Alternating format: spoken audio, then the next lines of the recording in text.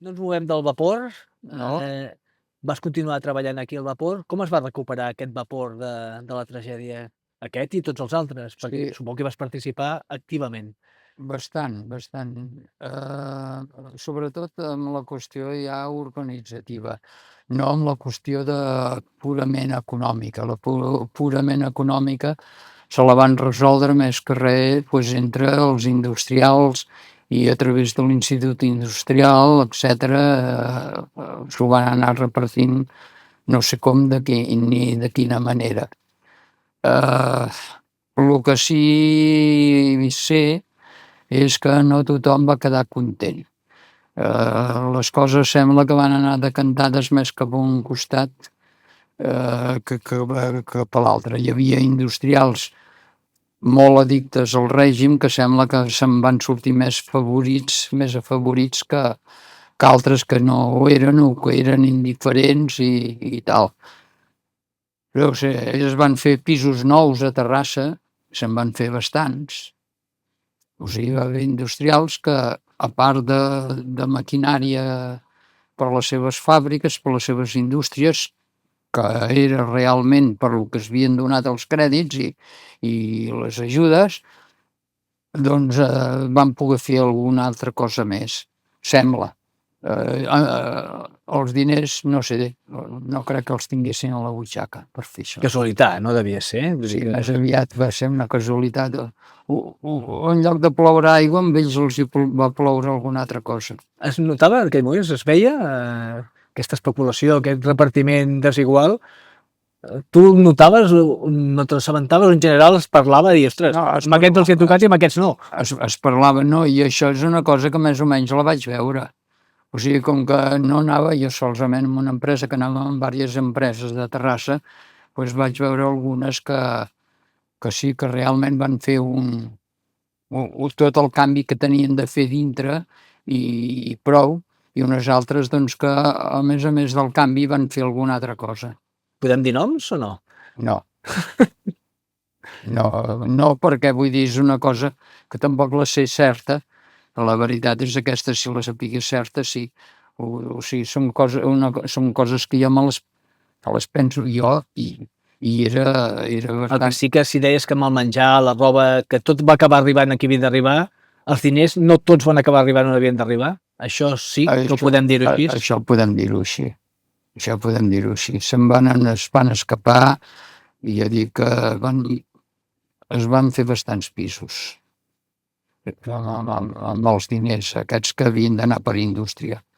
I uns havien d'anar per indústria, vull dir, després hi havia altres diners que havien d'anar pels damnificats i tot això, i amb això no sé com va anar exactament, perquè la veritat és que jo quan ens vam trobar que tot el gènere que havíem de rebre nosaltres doncs se'n va anar cap a Barcelona i tot plegat, en certa manera, doncs, que això, i vam acabar el gènere del magatzem, no el vam acabar, perquè vaig plegar abans, perquè no vaig veure clar la manera com es distribuïa, no? Però doncs me'n vaig desentendre bastant, ja no, i es va deixar de buscar morts i desapareguts i tot plegat. Parlo de 15 dies o 3 setmanes després de la riada, ara no recordo exactament les dates o el temps que va transcórrer, no? Però me'n vaig desentendre bastant de tot perquè no m'hi sentia bé, la veritat. Però bueno, són coses que passen, diuen que és història tot això. Però Creus que la riuada, malgrat la tragèdia, va comportar una revifada econòmica de la ciutat? Que és el que es parla de vegades, no? Que, bueno, si hem de no, veure un aspecte positiu o no. A parer teu, home, tot negatiu no és. El que passa és que la revifada econòmica, si en cas va ser-hi per alguns també. Però com a ciutat, no? com a ciutat, bueno, es van fer algunes obres com han causat les rieres, tant la del Palau com la de les Arenes, es van fer uns blocs de pisos, el grup Montserrat, el grup Sant Llorenç, etc. Però també diuen que tot això ho va fer doncs, una empresa que era la del gendre del Franco, el marquès de Villaverde. Diuen, i tot plegat. Jo, està clar, tot que segurament és veritat. Vull dir, Vaja, que a part dels diners van invertir en pisos per la gent que havia patit, però que algun més se'n van beneficiar directament. I és curiós perquè aquest model de pisos l'he vist en diferents ciutats d'Espanya. Casualitat, també. Sí, els feien tots igual. Semblava, o sigui, érem un país anticomunista, 100% el més anticomunista d'Europa, i quan veies una ciutat comunista sempre veies uns blocs de pisos en totes les ciutats iguals. O sigui, anaves a Varsòvia, veies els mateixos pisos que a Praga, que a Budapest, que tot plegat. Veies els pisos dels treballadors a tot arreu era igual. Aquí, doncs, també el grup Sant Llorenç i el grup Montserrat, tots dos són igual. Però aquests pisos els veies en altres ciutats d'Espanya. Curiositat, no? Vull dir, no... Igual els feia el mateix, no? El mateix constructor podia ser, no? Quasi segur, perquè ja amb uns planells n'hi havia prou, ni un arquitecte que fes una vegada els planells. N'hi havia prou, és productivitat, això. Com creus que es va recuperar una mica la ciutat com a tal? 10 dies després, un mes després, 3 anys després, encara no s'ha recuperat? No, hi va haver... La mini-normalitat, allò... La ciutat, o sigui, va començar a moure's, va trigar bastant.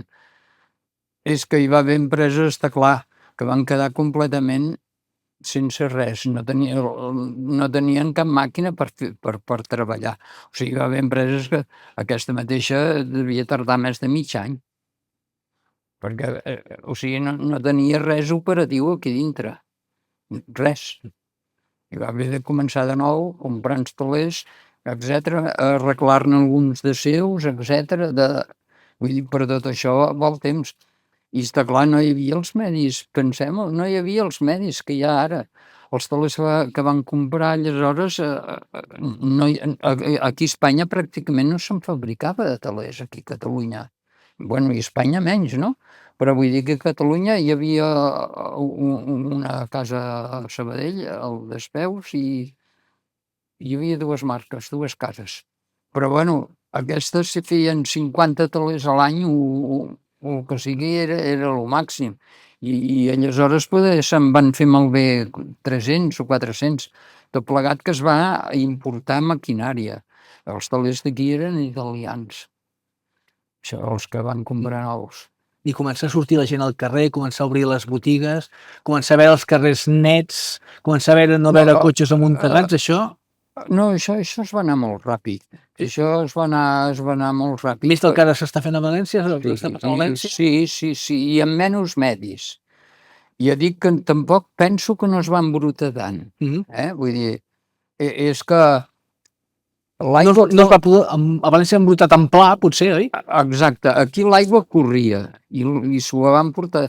O sigui, per exemple, el camp de futbol que hi havia... Els Cubales, allà va quedar completament anegat i potser hi havia 2 pams de fang i el que sigui, però n'hi va haver molt perquè allà l'aigua es va escampar, tota aquella part, i es va anar acumulant el fang. Però, què et diré jo, aquí la Rambla estava neta, pràcticament. Vull dir, estava neta de fang. No d'això, va córrer l'aigua. I em va continuar baixant, perquè vull dir, es va anar escorrent, vull dir que hi va haver...